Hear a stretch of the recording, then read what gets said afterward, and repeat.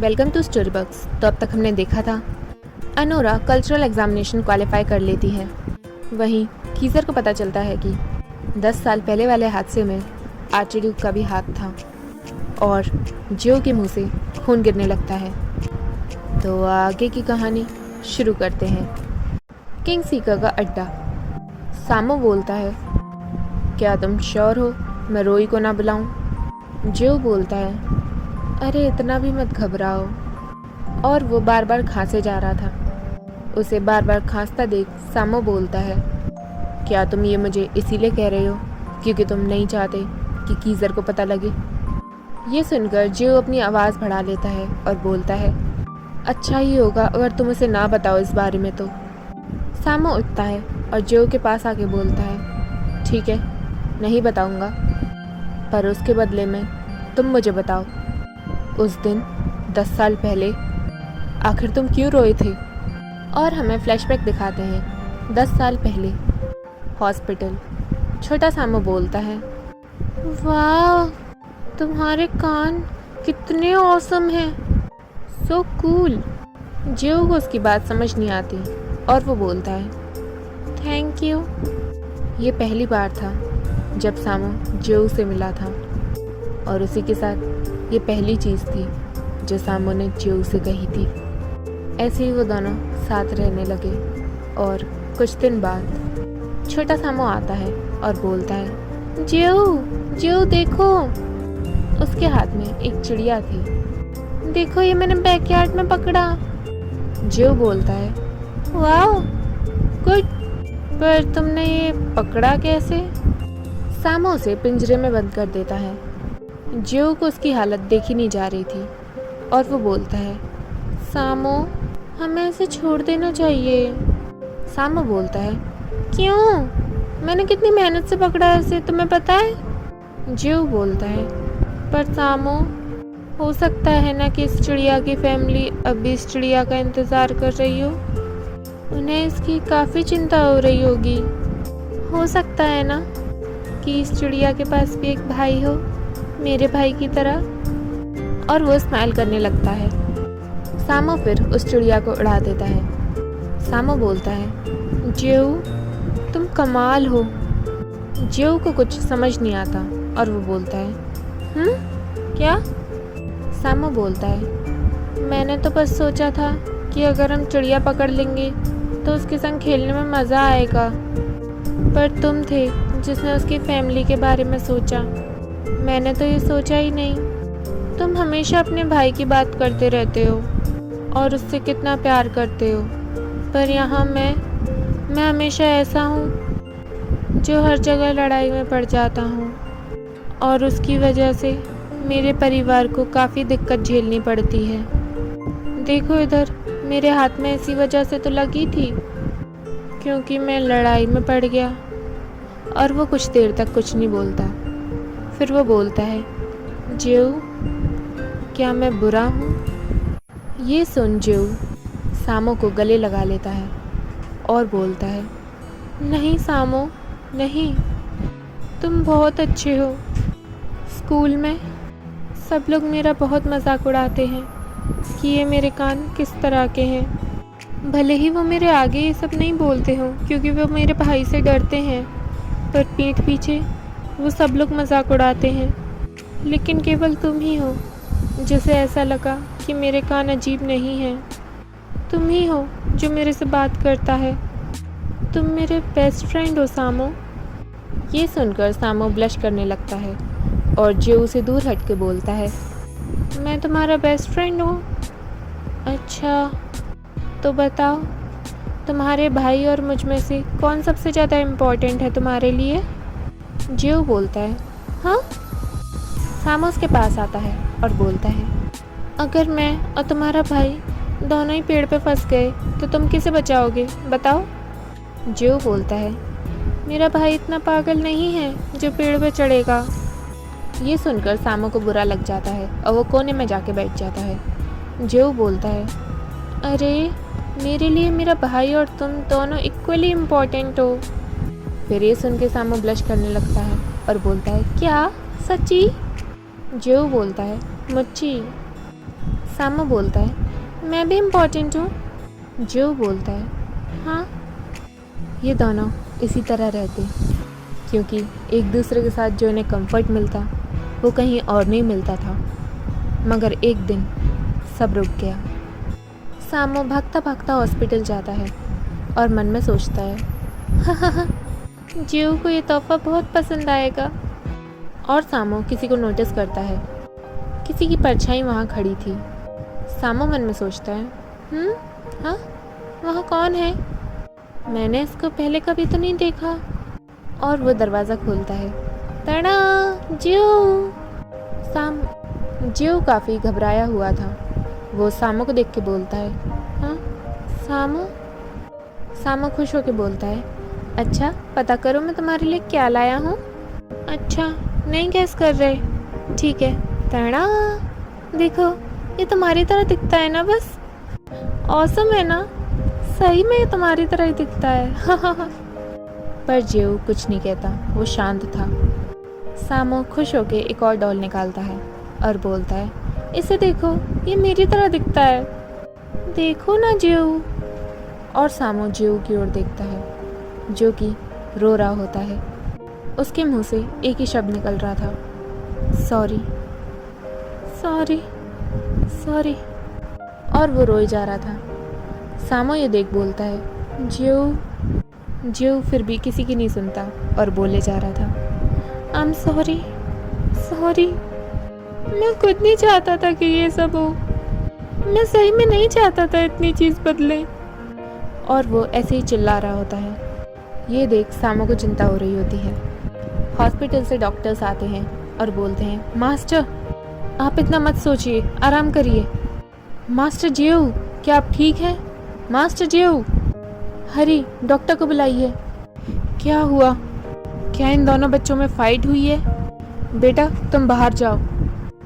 और flashback and होता है। सामो बोलता है, उस दिन के बाद से अगले दिन तुमने हॉस्पिटल छोड़ दिया। तुम मेरे जैसा दिखने वाला तोहफा भी ले गए और अपना वाला वहीं छोड़ गए। अगले दिन मैंने तुम्हें स्कूल में ढूंढा पर तुम नहीं मिले। तुम कई दिनों तक स्कूल नहीं आए। और हमें दिखाते हैं कि छोटा कीज़र सामो के पास आके बोलता है, हे ये डॉग, तुम ही हो ना जिसने मेरे भाई को परेशान करा था? कीज़र को देख सामो डर जाता है, जो कि हमेशा डर जाया करता था। और वो दोनों लड़ाई करते हैं। ऑफ कोर्स कीज़र जीत जाता है और सामो को बहुत मार पड़ती है। तब तक मार पड़ती है जब तक टीचर नहीं आ जाते। और सामो बोलता है, क्या तुम सही में मानते हो जो भी तुमने कहा था पहले? जियो बोलता है, क्या? सामो बोलता है, यही कि मैं इम्पोर्टेंट हूँ और उसके बाद तुमने मुझे छोड़ दिया। जियो बोलता है, आई एम सॉरी। और वो कुछ कहने लायक नहीं रहता। सामो बोलता है, क्या करूँ तुम्हारे सॉरी का? क्या मिलेगा मुझे इससे? लुक जियो, अब मैं वो 10 साल पहले वाला सामो नहीं हूँ। अब मैं तुम्हें बचा सकता हूँ। तुम जो चाहते हो मैं वो करूँगा और तुम्हें खुश रखूँगा। ये सुनकर जियो की आंखों से आंसू आने लगते हैं। सामो बोलता है, देखो तुम फिर रो रहे हो। क्या हुआ जियो? तुम कुछ बताओगे? आखिर क्या तुम्हारे अंदर चल रहा है? क्या छुपा रखा है तुमने? बताओ। जियो कांपने लगता है और बोलने की कोशिश करता है। वो बोलता है, मेरी ज़िंदगी ही एक गलती है। मैं इस दुनिया में रहना ही डिज़र्व नहीं करता। ना ही मैं ये डिज़र्व करता कि मेरे कोई फ्रेंड्स हों। सामो ये देखकर बोलता है, ये तुम क्या कह रहे हो? ऐसे मत बोलो। जियो ये सुनकर चिल्लाता है, क्यों ना बोलूं? जूलियस फैमिली के साथ आज तक जो भी दुर्घटना हुई है सब मेरी वजह से हुई है, सब मेरी वजह से। कीज़र के और मेरे पापा मर गए मुझे बचाने की वजह से। कीज़र की और मेरी माँ मर गई क्योंकि उन्होंने मुझे अडॉप्ट करा। और मेरा भाई कीज़र, उसने सब खो दिया। उसकी कोई गलती नहीं थी, उसने अपने माता पिता खो दिए। ये सब मेरी वजह से हुआ, सब मेरी वजह से। और वो रोए जा रहा था। सामो जेऊ को रोकता है और बोलता है, जब तुम्हारा बाप मरा था तब तुम काफ़ी छोटे थे। आखिर तुम क्या कर सकते थे बताओ? वो सब इंसानों ने करा था, तुम्हारी कोई गलती नहीं है, समझे? जेऊ बोलता है, मुझे जाने दो सामो, मुझे मालूम है मुझे क्या करना है। अब मेरे पास जितनी भी ज़िंदगी बची है, मुझे मालूम है मुझे अपना पश्चाताप कहाँ करना है। सामो बोलता है, ज़िंदगी बची है? तुम कहना क्या चाहते हो? जेऊ बोलता है, एक इंसान और बिल्ली का बच्चा एडल्टहुड तक नहीं पहुंच सकता, यानी कि मैं जल्दी ही मरने वाला हूं। और हमारा चैप्टर एंड होता है। फिर नेक्स्ट चैप्टर में हमें दिखाते हैं कि सारे रिपोर्टर्स अनोरा को कॉन्ग्रेचुलेशंस बोल रहे हैं और उसे विश कर रहे हैं और कुछ क्वेश्चन भी पूछते हैं। आखिर आप क्या चाहती हैं? आपने ये एग्ज़ाम क्वालिफाई कर लिया, कोई स्पेशल ट्रीटमेंट? क्या वो पैसा है या फिर जॉब? क्या आप बता सकती हैं कि आप आगे जाके क्या करना चाहती हैं और क्या चाहती हैं? अनोरा बोलती है, हाँ, मैं बस चाहती हूँ कि साउदर्न एरिया में जितने भी बच्चे हैं वो स्कूल जा सके। साउदर्न एरिया में असल में कोई स्कूल नहीं है ना। ऐसा जवाब सुनकर रिपोर्टर्स सारे शांत हो जाते हैं। अनोरा को फिर समझ नहीं आता क्यों। और सीन चेंज होता है। अनोरा के ऐसे इंटरव्यू के बाद टॉक शो में उसकी बात चल रही होती है। एक कैट बोलता है, व्हाट अ सरप्राइज, एक ह्यूमन की रिक्वेस्ट ये है कि वो चाहती है कि साउदर्न एरिया में स्कूल्स बढ़ें। इससे इम्पैक्ट पता है कैसा पड़ेगा? उसका पार्टनर बोलता है, हो सकता है ना कि बाकी इंसानों ने उसे बहलाया फुसलाया हो कि वो इस तरह के सुझाव दे। न्यूज़ में जर्नलिस्ट बोलता है, ह्यूमन ऑर्गेनाइजेशन के बारे में हम अच्छे से वाकिफ़ हैं। हम अब भी जानते हैं कि आर्चड्यूक पैलेस में क्या हादसा हुआ था। हम सब जानते हुए भी साउदर्न एरिया में स्कूल खोलेंगे। क्या ये ऐसा नहीं है कि सब देखते हुए भी कुछ ना देखना? आफ्टर ऑल हम कैट्स हमेशा शांति की ओर ही जाते हैं। वहीं स्टैंड अप कॉमेडी में चलिए चलिए सोचिए, आगे जाके ह्यूमंस भी हमारी तरह हो जाएंगे, कैसा लगेगा? माय गॉड, मैं तो इसके बारे में सोचूं तो मुझे हंसी आ जाती है। हर जगह अनोरा के कल्चरल एग्जामिनेशन क्लियर करने के बाद यही बातें हो रही थीं। हमेशा की तरह सब लोग ह्यूमंस को अंडर एस्टिमेट करते थे, तो इस बार भी इनके लिए नया था कि एक ह्यूमन ने कल्चरल एग्जामिनेशन कैसे क्वालिफाई कर लिया। कहीं वो चीटिंग से तो नहीं, या कुछ और, या ये कोई इनकी साजिश है। बस यही चल रहा था और कीज़र को इसी चीज़ का डर था, लेकिन अनोरा ने तब उसकी बात नहीं समझी। वहीं कीज़र चाय पी रहा होता है। उसका सर्वेंट बोलता है, मास्टर, क्या आप उसकी मदद करेंगे? कीज़र बोलता है, मैं पहले ही कह चुका हूँ, मैं उस मैटर में और इन्वॉल्व नहीं होऊंगा। दूसरी बात करी जाए तो जेऊ, मुझे उसकी काफ़ी फ़िक्र हो रही है। डॉक्टर रोई बोलते हैं, अरे चिंता मत करिए, मैं मास्टर जेऊ को 10 साल से ट्रीट कर रहा हूँ। अब 10 साल से ट्रीट कर रहा हूँ तो आप ऐसे मत समझिए कि मैं अब भी नहीं कर सकता। हम वो सब कर सकते हैं जो हम करना चाहते हैं, पर भगवान की मर्ज़ी जहाँ है वहाँ हम कुछ नहीं कर सकते। कीज़र बोलता है, जो भी हादसे हो रहे हैं आजकल आर्चड्यूक के साथ, मुझे लगता है जेऊ को भनक लग गई है कि उसकी बैकग्राउंड हिस्ट्री क्या है। ये सुनकर डॉक्टर रोई बोलते हैं, अच्छा, अगर ऐसा हो गया है तो अब तक आप जो भी कर रहे थे वो सब अब फिजूल नहीं जाएगा? कीज़र बोलता है, एटलीस्ट मैं बस ये चाहता हूँ कि इन 10 सालों में उसे ये पता लगे कि मैं उसे गुनहगार नहीं समझता और उसकी कोई गलती नहीं है। वो मेरा इकलौता भाई है। और कीज़र मन में सोचता है, 10 साल, कितनी जल्दी वक्त बदल गया। वो लड़की जो दिन भर रोती रहती थी वो भी काफ़ी बड़ी हो गई है। वहीं जेऊ बोलता है, हो सकता है अगले साल मैं चलने की हालत में ना रहूं और धीरे धीरे मेरा दिल कमज़ोर होता जाएगा और मुझे सांस लेने में दिक्कत होती रहेगी। तब तक जब तक। तभी सामू चिल्लाता है, चुप हो जाओ। जेऊ कुछ बोलने लायक नहीं रहता और वो अपना बिस्तर पकड़ता है और बोलता है, इसीलिए कह रहा हूँ, मत आया करो इधर। मैं एक फ्रीक हूँ और कुछ नहीं। सामू चिल्लाता है, तुम क्या कह रहे हो? और वो जेऊ को गले लगा लेता है। मैं तुम्हें उठाऊंगा अगर तुम नहीं चल पाए तो। मैं तुम्हें हर जगह ले जाऊंगा जहाँ भी तुम जाना चाहते हो, पर तुम जिंदा रहो। जब तक तुम जिंदा रहोगे तब तक। और उसकी आंखों से आंसू आने लगते हैं। फिर वो बोलता है, तुम पश्चाताप करना चाहते हो ना, तो क्यों ना तुम जीना मेरे लिए शुरू करो। मैं बस चाहता हूँ कि तुम खुश रहो, समझे? जेऊ ये सुनकर रोने लगता है और सामू को गले लगा लेता है। वो काफ़ी देर तक रोता है और फिर बोलता है, सामू सच कहूँ तो मुझे बहुत डर लग रहा है। मुझे डर लग रहा है कि मैं मरने वाला हूँ सामू। सामू ये सुनकर दुखी हो जाता है और अपने आंसू छुपाता है और बोलता है, चिंता मत करो, मैं तुम्हारे साथ हूँ। और हमारा चैप्टर एंड होता है। फिर नेक्स्ट चैप्टर में ह्यूमंस आखिर किस तरह की रेस है?